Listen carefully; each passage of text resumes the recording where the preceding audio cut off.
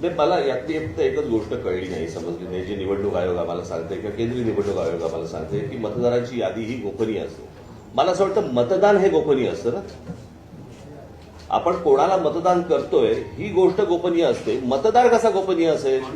जर ऑनलाईन तुम्ही जर समजा सगळ्या याद्या समजा असतात याच्यापूर्वी दाखवले गेलेले आहेत, तर ती गोष्ट गोपनीय कशी असेल? आणि दुसरी गोष्ट, तिथे सीसीटीव्ही कॅमेरे तुम्ही लावता, जे नंतर तुम्ही 45 दिवसामध्ये डिलीट करता.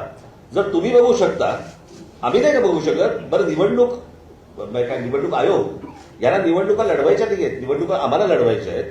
जर आम्हाला ते मतदार कोण आहेत हे कळले नाही, म्हणजे मला एक गोष्ट या संपूर्ण प्रकरणामध्ये मी मगाशी आपल्याला सांगायचं राहिलं, माझी ही निवडणूक याच्यामधलं जे काही प्रॉब्लेम्स आहेत किंवा याच्यामधले जे घोळ आहेत याच्यावरची माझी ही दुसरी पत्रकार परिषद आहे. एक पहिली 2017ला झाली होती, मला असं वाटतं तुम्हाला माहिती असेल कदाचित. आणि त्यावेळेला पण मी ह्याच गोष्टी मांडत होतो की ह्या सगळ्या गोष्टी निवडणूक आयोग ही लपाछपी का करते. आता मगाशी आम्ही जेव्हा सांगितलं की एका ठिकाणी कुठे ते पाहिलं, ते जिल्हा परिषदांच्या काही एक याद्या आल्या.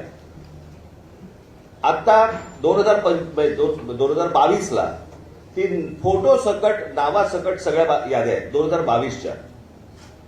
आणि आत्ताच्या ज्या याद्या आल्या आहेत या 2022च्या याद्या आहेत, ज्याच्यामध्ये फोटो आहे, नाव आहे, सगळं आहे. आता जिल्हा परिषदेच्या 2025च्या याद्या आल्या ज्याच्यामध्ये फोटो काढून टाकले. हे सगळं निवडणूक आयोग स्वतः करतंय. हे का करतंय? जर समजा पारदर्शकता समजा ते आणतायत असं म्हणतायत किंवा आहे असं म्हणतायत जर निवडणुकांच्या प्रोसेसमध्ये, तर मग ह्या सगळ्या गोष्टी हे का करतायत आणि कशासाठी हा घोळ घालतायत? काय बोल ना. देवांग दवे या व्यक्तीचा एक उल्लेख या वरच्या चर्चेमध्ये करण्यात आला. हा जो सगळा घोळ आहे, याच्यावरचा जो अभ्यास आहे, त्याच्या मागे ह्या देवांग दवेचा काही हात आहे का?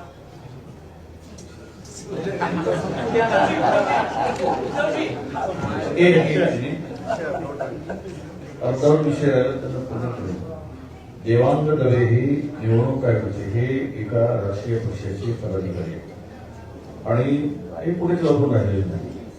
त्यांच्याकडे जो कंत्राट दिला आहे, डिलीट करायचं पण आहे, एडिशनचं पण आहे. एडिशन दोन्ही काम तो करतो आहे वेबसाईटवर अधिकृत ठेवून.